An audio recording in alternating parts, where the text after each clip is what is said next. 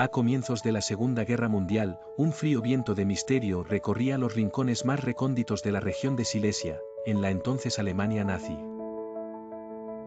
Era un lugar inhóspito, plagado de espesos bosques y montañas sombrías, donde la nieve cubría cada centímetro de tierra y el silencio parecía eterno. En un remoto laboratorio, oculto a los ojos del mundo, un grupo de científicos de la SS trabajaba en un proyecto al que llamaban Die Glocke o la campana. Este objeto, cuya forma recordaba a una campana de iglesia, era, en realidad, una máquina envuelta en misterio, capaz de desafiar las leyes conocidas de la física. Los habitantes del pueblo cercano hablaban en susurros de luces misteriosas y sonidos ensordecedores que surgían de aquel laboratorio escondido entre las colinas. Aquellos rumores no eran infundados. Las extrañas pruebas realizadas en la campana parecían desafiar el tiempo y el espacio. Heinrich Himmler, un hombre obsesionado con lo oculto y el poder sobrenatural, no tardó en darse cuenta de la magnitud de ese proyecto. Sin embargo, incluso él desconocía el origen verdadero de los conocimientos que estaban detrás de la campana, un origen que no pertenecía a este mundo. Una noche de invierno, cuando los cielos estaban cubiertos de nubes y la luna apenas asomaba entre ellas, un objeto desconocido descendió sobre las montañas.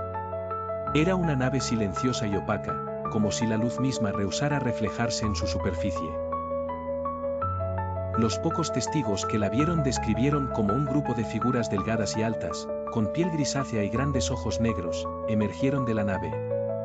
Estos seres, sin mediar palabra alguna, fueron conducidos hacia el laboratorio secreto.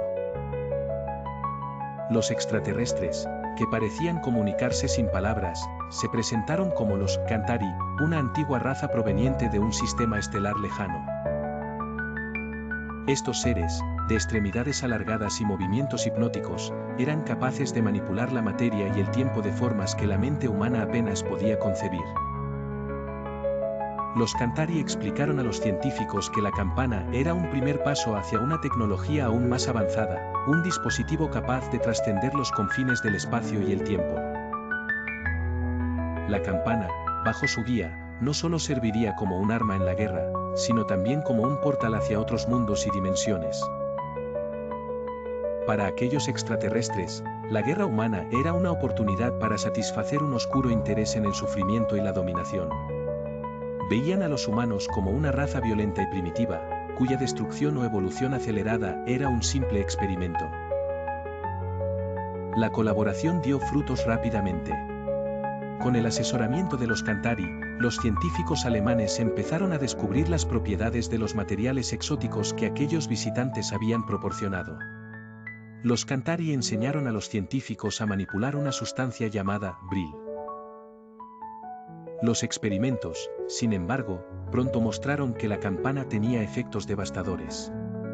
Los científicos que trabajaban directamente con el dispositivo experimentaban síntomas extraños, desorientación, envejecimiento acelerado, e incluso desvanecimientos en los que aseguraban ver otros mundos. Los líderes nazis, en su ceguera por alcanzar el poder absoluto, no se detuvieron ante estas advertencias. La promesa de una victoria total en la guerra y de un imperio inmortal los impulsaba hacia adelante, cegados por la ambición. Sin embargo, los Cantari sabían algo que los humanos desconocían: el mal uso de la campana podría tener consecuencias desastrosas no solo para la Tierra, sino para la misma estructura del cosmos. Los experimentos continuaron, y con cada prueba, la campana empezaba a resonar más y más profundamente, como si de alguna forma estuviera llamando a algo o a alguien desde más allá del tiempo. Así, entre el deseo de poder de los nazis y los oscuros designios de los Cantari, el destino de la humanidad quedó atrapado en un juego de fuerzas que desafiaban toda comprensión. El ritmo de los experimentos se intensificó a medida que los científicos nazis se volvían más competentes en el uso del Brill. Bajo las instrucciones de los Cantari, la campana comenzó a emitir pulsos regulares de energía, ondulaciones en el aire que hacían temblar el laboratorio entero y que los animales cercanos percibían como una amenaza, huyendo o enloqueciendo. Cada prueba era más peligrosa que la anterior, y algunos técnicos empezaron a desaparecer en condiciones inexplicables. Decían que los habían visto desvanecerse en el aire, absorbidos por las ondas invisibles de la campana. Las capacidades de la campana parecían infinitas, pero con cada avance, las sombras alrededor del proyecto se hacían más profundas. Las conversaciones entre los nazis y los Cantari se volvieron tensas, y algunos científicos comenzaron a sospechar que aquellos visitantes ocultaban secretos peligrosos. Sin embargo, los altos mandos nazis, cegados por la posibilidad de obtener un poder incomparable, desestimaron las dudas de sus hombres. Solo Himmler y un reducido grupo de sus seguidores más devotos conocían la magnitud de lo que ocurría. Los Cantari no eran meros aliados, sino seres con intereses propios, probablemente siniestros. La campana, bajo los nuevos ajustes sugeridos por los Cantari, empezó a generar portales efímeros que se abrían y cerraban en cuestión de segundos, dejando ver destellos de lo que parecían ser otros mundos. Los científicos observaban asombrados y horrorizados cómo aquellas dimensiones mostraban paisajes extraños, llenos de luces, formas y seres indescriptibles.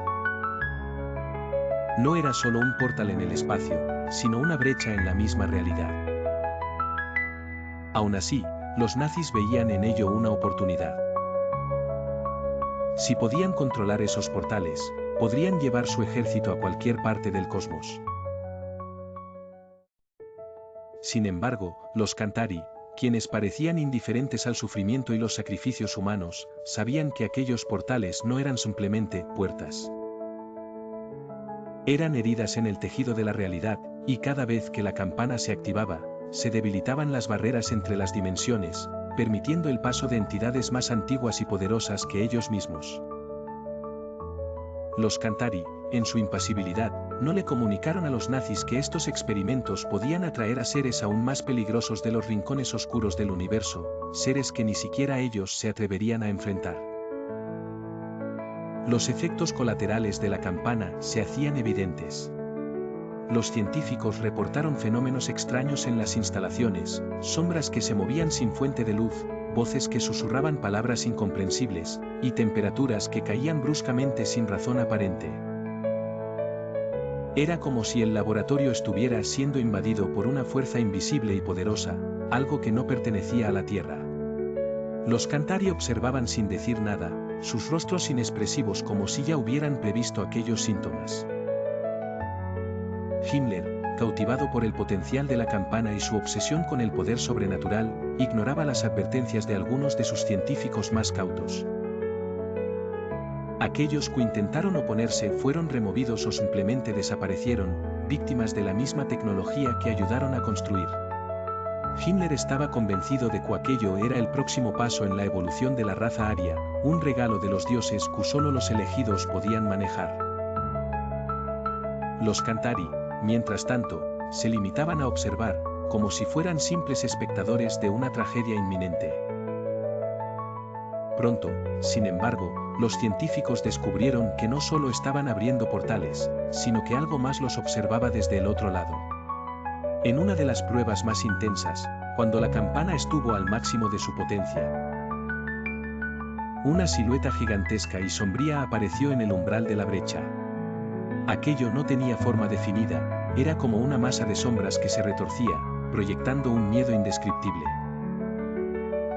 Los Cantari retrocedieron, y por primera vez, sus rostros mostraron una mueca de lo que parecía ser temor.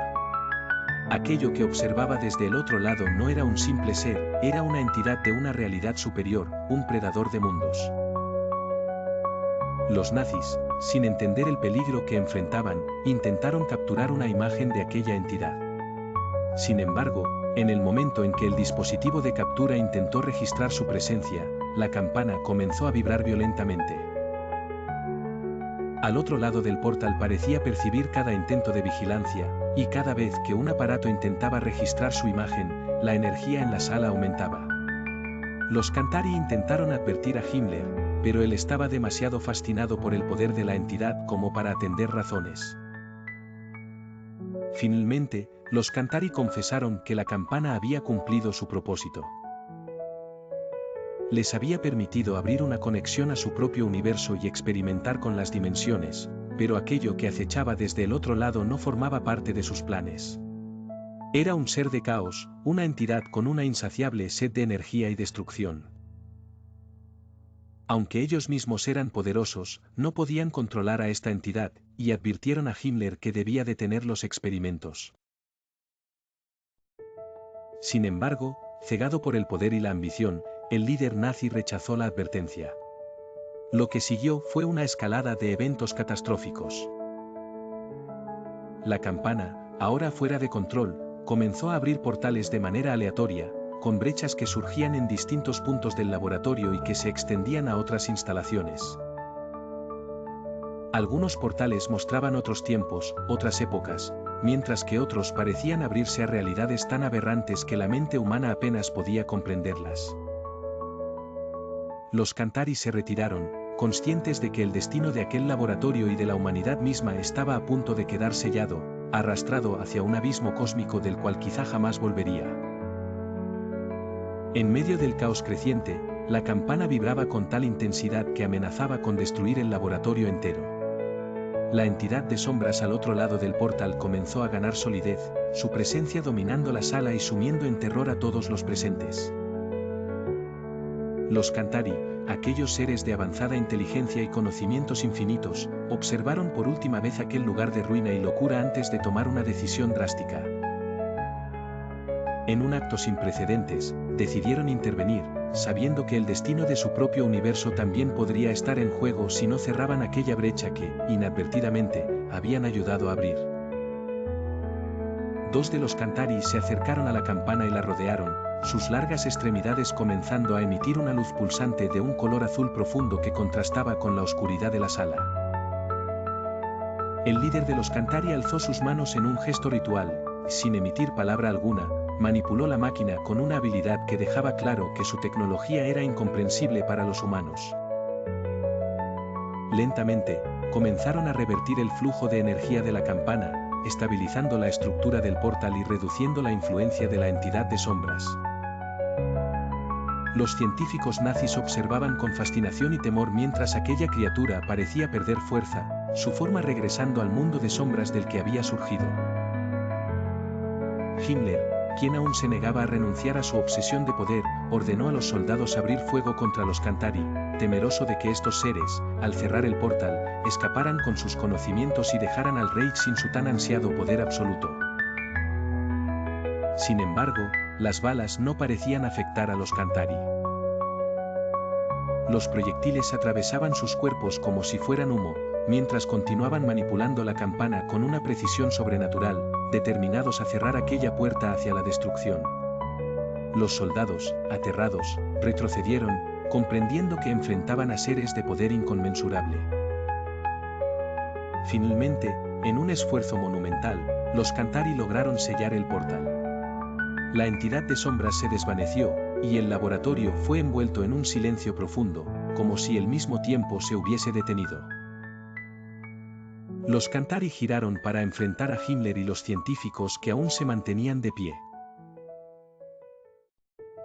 Con una voz que resonó en las mentes de todos los presentes, sin necesidad de pronunciar palabras, los Cantari dejaron clara una advertencia: la humanidad aún no estaba lista para comprender las leyes que regían el cosmos, y su curiosidad desmedida no haría más que llevarlos a su propia perdición. Sin más, los Cantari regresaron a su nave, desvaneciéndose en el cielo nocturno con la misma calma con la que habían llegado. El laboratorio quedó en ruinas, y la campana, ahora destruida, yacía como un cascarón vacío. Himmler, derrotado, comprendió que su ambición y su deseo de poder absoluto no habían hecho más que traer sufrimiento y muerte. Ordenó a los pocos sobrevivientes que silenciaran los acontecimientos y que borraran todo registro del experimento. Lo que había ocurrido en aquel laboratorio debía ser olvidado, escondido en las sombras de la historia. Pero aquellos que sobrevivieron nunca pudieron olvidar las imágenes de las dimensiones alternas, las voces y sombras que resonaban en sus mentes. Y sobre todo, la mirada de la entidad de sombras que había intentado cruzar al mundo. Los días siguientes se diseminaron rumores en la región, y los habitantes de Silesia comenzaron a hablar de apariciones y de luces extrañas en el cielo, como si algo de aquel portal aún permaneciera en los vestigios del laboratorio. Años más tarde, cuando la guerra había terminado y el laboratorio fue abandonado, un grupo de exploradores encontró los restos de la campana. Estaba cubierta de óxido y había sido olvidada en las profundidades de la instalación, sin dejar rastro de su poder anterior. Sin embargo, en su superficie aún brillaban débilmente extraños símbolos, como si algún vestigio de la tecnología Cantari hubiera quedado impregnado en el metal. Y así, la campana permaneció allí, un vestigio olvidado de una ambición desmedida, de un pacto oscuro con seres de otro mundo, y de un portal que nunca debió ser abierto.